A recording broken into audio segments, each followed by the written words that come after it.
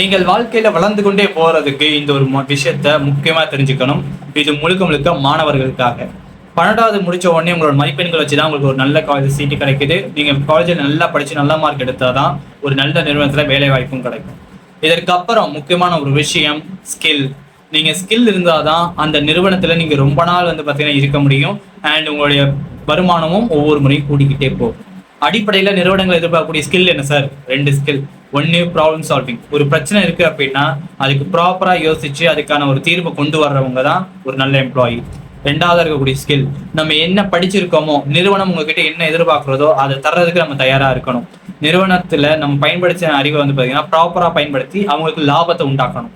அவங்களுக்கு லாபம் கிடைச்சது அப்படின்னா அந்த லாபத்தின் பலன் நமக்கும் கிடைக்கும் அப்படின்றத ஞாபகத்துல வச்சுக்கோங்க.